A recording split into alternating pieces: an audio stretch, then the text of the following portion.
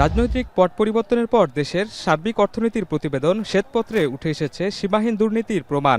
গত ১৫ বছরেই বাংলাদেশ থেকে ২৮ উপায়ে দুর্নীতির মাধ্যমে ২৩৪ বিলিয়ন মার্কিন ডলার পাচারের তথ্য উঠে আসে।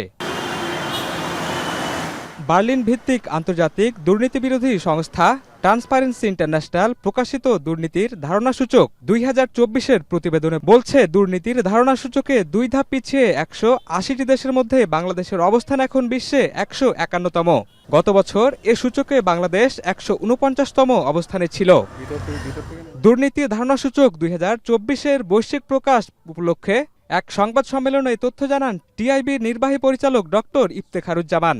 সিপিআই ২০২৪ অনুযায়ী বাংলাদেশের স্কোর ২৩, যা বিগত ১৩ বছরের মধ্যে সর্বনিম্ন। এদিকে সর্বনিম্ন স্কোর পাওয়া দেশগুলোর মধ্যে বাংলাদেশের অবস্থান ১৪তম।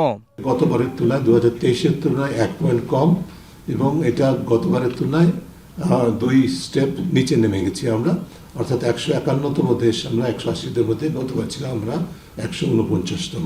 এবারের স্কোর হচ্ছে নিচের দিক থেকে সর্বনিম্ন, উপরের দিক থেকে যেটা বললাম, উপরের দিক থেকে আমাদের অবস্থান ১৫১, ২৩ স্কোর করে, এবং নিচের দিক থেকে ১৪তম নিচের দিক থেকে।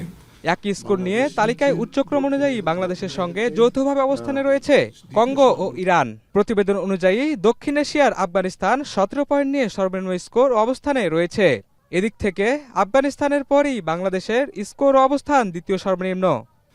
বাংলাদেশ হচ্ছে দক্ষিণ এশিয়াতে দ্বিতীয় সর্বনিম্ন, আফগানিস্তানের পরেই বাংলাদেশ সর্বনিম্ন, আফগানিস্তান দক্ষিণ এশিয়ার দেশগুলোর মধ্যে, এবং এশিয়া প্যাসিফিকের ৩৫টা দেশের মধ্যে বাংলাদেশের অবস্থান পঞ্চম নিচের দিক থেকে, অর্থাৎ অত্যন্ত বিব্রতকর। সিপিআই ২০২৪ অনুযায়ী ১০০-র মধ্যে বৈশ্বিক গড় স্কোর ৪৩, সেখানে বৈশ্বিক গড় স্কোরের প্রায় অর্ধেক বাংলাদেশের স্কোর। টিআইবির বিশ্লেষণ অনুযায়ী দেশের দুর্নীতির ব্যাপকতা গভীর উদ্বেগজনক।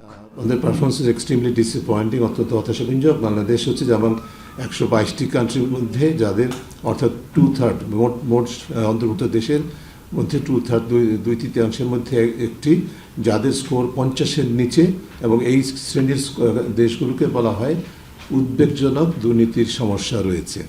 টিআইবি বলছে, স্বৈরতন্ত্রের চরম চর্যবৃত্তির কারণে বাংলাদেশের এই অবস্থান।